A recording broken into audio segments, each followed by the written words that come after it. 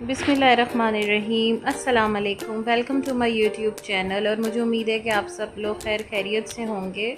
Monsoon का मौसम चल रहा है और मानसून का मौसम ऐसा मौसम होता है जिसमें हम अपने पौधों को मल्टीप्लाई कर सकते हैं, यानी कि हम एक पौधे से अनेक पौधा बना सकते हैं। मानसून का मौसम हमारे फूलों के लिए कटिंग्स लगाने के लिए एक ज़बरदस्त टाइम होता है और इसी टाइम पे हम अपने जितने भी प्लांट्स हैं उनको मल्टीप्लाई कर सकते हैं।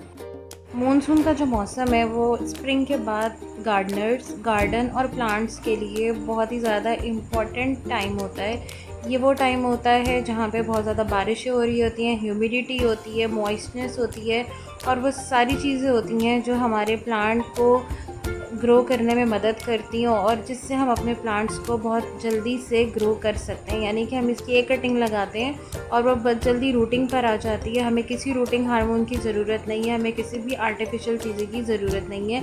नेचुरल तरीके से हम अपने प्लांट्स को मल्टीप्लाई कर सकते हैं और इसी मौसम का फ़ायदा उठाते हुए मैंने भी अपने बहुत सारे प्लांट्स को मल्टीप्लाई किया और कुछ ऐसे प्लांट्स थे जो मेरे गार्डन में थे ही नहीं, लेकिन मैं उनकी कटिंग्स लेकर आई और मैंने फिर उनको कटिंग्स लगाई और उसका रिज़ल्ट आज मैं आपके साथ शेयर करने वाली हूँ। 100% सक्सेसफुल रिज़ल्ट है। मैंने जितनी भी कटिंग्स लगाई थी, चाहे वो हार्डी प्लांट्स हों चाहे वो हार्डी प्लांट्स ना हों, लेकिन मेरी सारी ही कटिंग्स बहुत ज़्यादा सक्सेसफुल रही हैं। सबसे पहले तो ये मिंट का पौधा जो आपको नज़र आ रहा है, ये भी मैंने कटिंग से ही उगाया है और कुछ नई एडिशन भी मैंने अपने गार्डन में की है, जैसे कि ये हाइब्रिड किस्म के विंका के प्लांट्स हैं। और आप मेरे इन एफोबिया मिली को देखें, ये भी कितने अच्छे से ग्रो कर रहे हैं। और ये सब मानसून की बारिशों का कमाल है, क्योंकि मानसून की बारिश टॉनिक का काम करती है हमारे प्लांट्स के लिए। बस कुछ बातों की हमें एहतियात रखनी होगी और हमारा गार्डन इसी तरीके से हरा भरा नज़र आएगा। हम चलेंगे अपने प्लांट्स के रिज़ल्ट के ऊपर। सबसे पहले ये मैक्सिकन पेटूनिया है और मैंने मैक्सिकन पेटूनिया की 3-4 वैरायटीज़ लगाई हैं।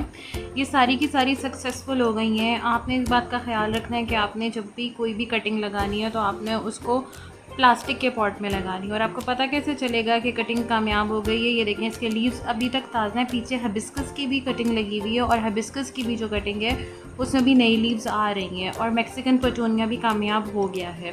अगर इसकी लीव्स मुरझा जाएंगी तो समझ जाइएगा कि कटिंग मर चुकी है, लेकिन अगर लीव्स इसी तरीके से एक हफ़्ते बाद भी ग्रीन रहेंगे तो इसका मतलब है कि आपकी कटिंग कामयाब हो गई है। तो ये था पहला रिज़ल्ट। सेकेंडली, ये मैंने लगाया है रेड जॉय वीट का पौधा और ये भी मैंने कटिंग से उगाया और अब इसकी कटिंग बहुत ज़्यादा हो गई है, मतलब बहुत ज़्यादा अच्छे से ग्रो कर रही है। साथ ही साथ मैंने इसमें जंगली बूटी का पौधा लगाया था।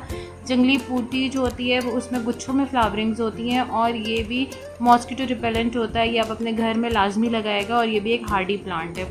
मुझे बहुत पसंद था जंगली बूटी, क्योंकि मैंने बचपन से अपने घर में देखा तो मैंने इसे लाजमी लगाया।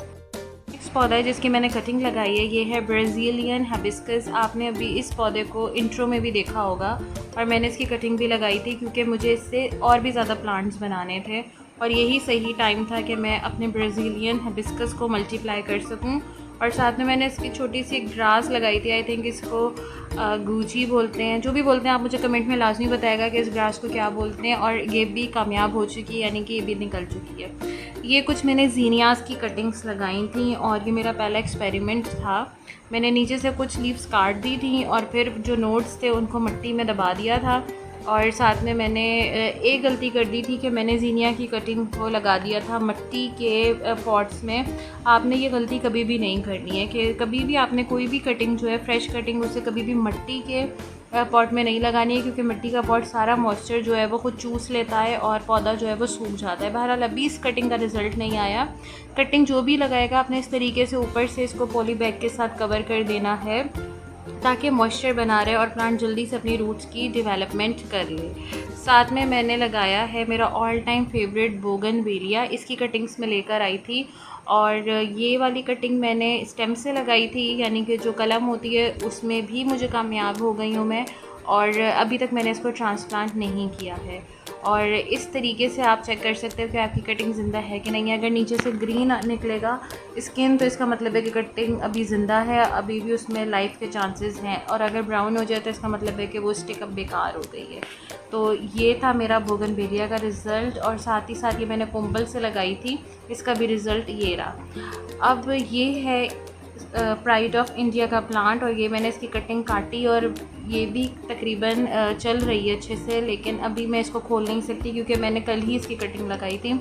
इस पौधे को लाजमी आपने शामिल करना है, और एक चीज़ का ध्यान रखना है कटिंग लगाते हुए कि आपने कभी भी जो है वो सीज़नल प्लांट्स की कटिंग्स नहीं लगानी है।